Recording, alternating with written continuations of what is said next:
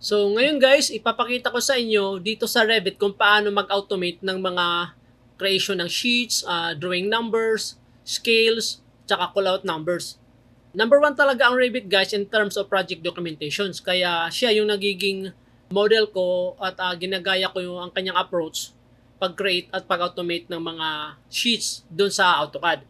Ngayon ipapakita ko ang ways ng Revit, ang automation process niya para magamit natin at ma-simulate natin doon sa ating AutoCAD process. Okay? So, pagkatapos nyo kasi guys mag-model dito sa Revit, magawa mo na lahat ng mga necessary drawings, models, details. So, next step is to prepare for the sheets.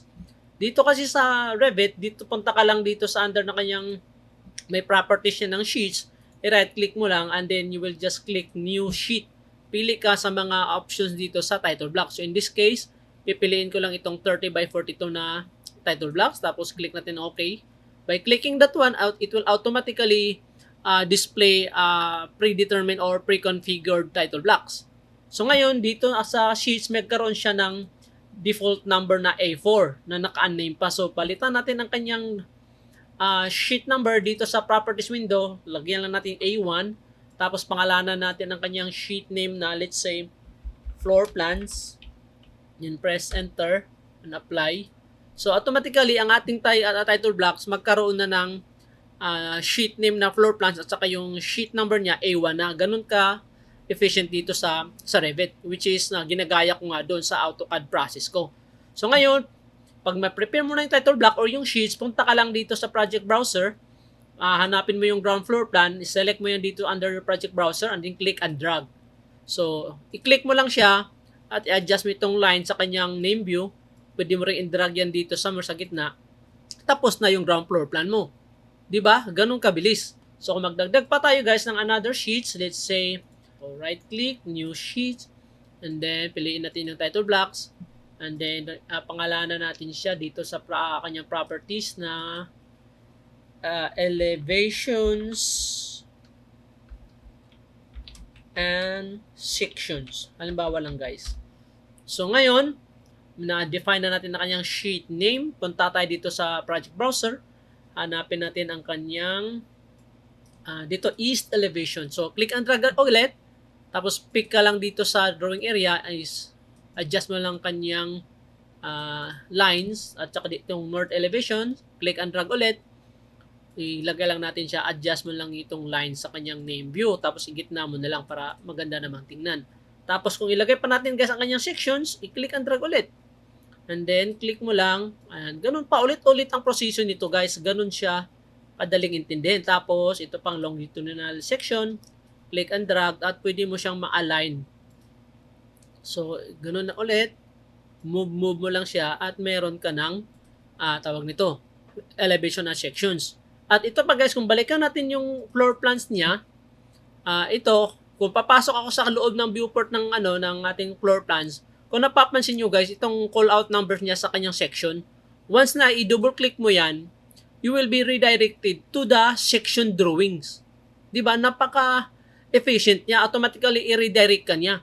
Ngayon, ang tanong ko, kaya ba ito sa AutoCAD? Okay?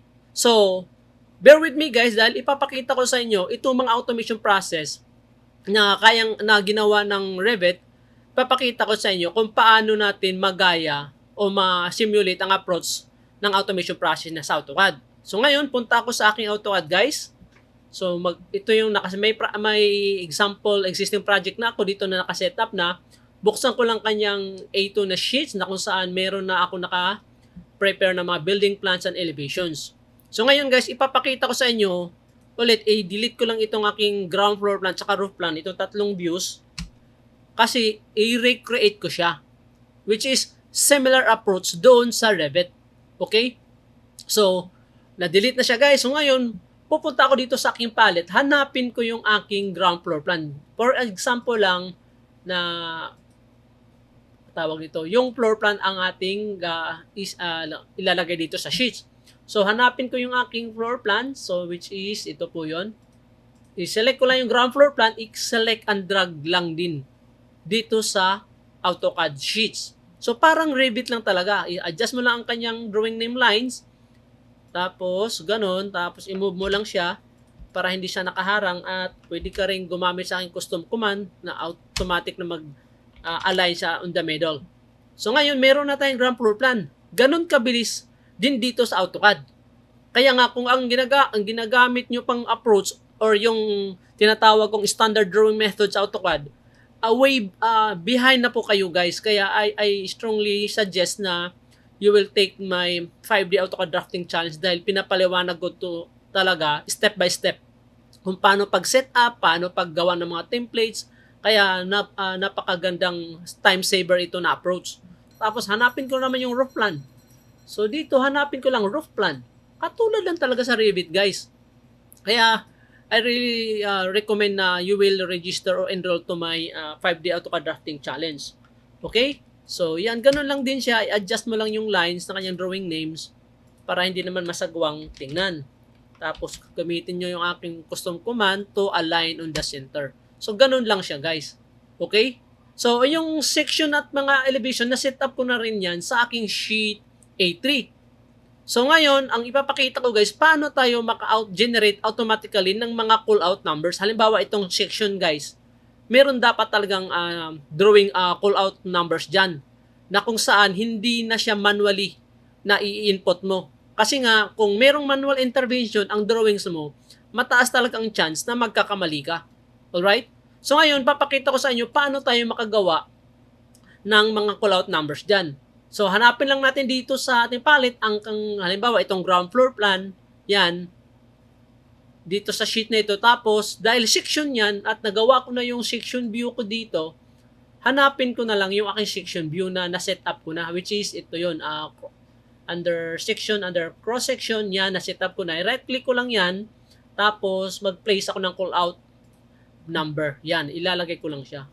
Ayun na guys, automatic, naglalagay na siya ng drawing number at saka sheet number kung saan siya na-set up. At ganun din sa kabila, sa second floor plan. Right-click, same procedure lang din. Ilalagay mo lang din siya dyan. Yan. So, wala nang manual intervention na mano-mano ka maglalagay dyan kasi mataas talaga ang chance na magkakamali ka. Alright? So, ito pa guys. Ang isang kagandahan dito guys, once itutok mo yung mouse mo dito sa call-out numbers, yan, tapos, i-press mo yung control and then press, tawag ito, left click, magbubukas guys yung drawing sheet na kung saan nakalagay yung ating cross-section, which is in this case, nasa A3 siya at automatically nakafocus siya dito sa cross-section. Which is yung katulad ng pinakita ko sa inyo kanina doon sa Revit. Di ba? I'm sure hindi ito kaya ng inyong standard drawing method. Kaya sa aking 5D AutoCAD Drafting Challenge, ipapakita ko sa inyo step by step kung paano ang proper setup nito. Kasi sineset up muna ito, hindi ito basta-basta na automatic it will run. In my 5D Drafting Challenge, I will teach you step by step all the way. Alright? Kaya napakalaki ng time na masisave mo if you will follow my workflow dito sa AutoCAD. So, marami pa akong i-discuss guys doon sa aking 5D AutoCAD Drafting Challenge, lalo na yung proper at saka paano mo ma-optimize yung XREF, yung external references, para kung sakaling ang base plans mo, which is for example for an architectural project, ang mga ground floor plans, yun ang basis na kung sakaling may mga pagbabago doon sa floor plans na yun, automatically lahat ng mga discipline na naka-reference doon at will automatically update. So, I hope I can convince you na mag-enroll sa aking AutoCAD Drafting Challenge dahil ipapaliwanag ko ang the most effective and efficient workflow in preparing working drawings dito sa AutoCAD. Right? So, hanggang dito na lang and see you on my training.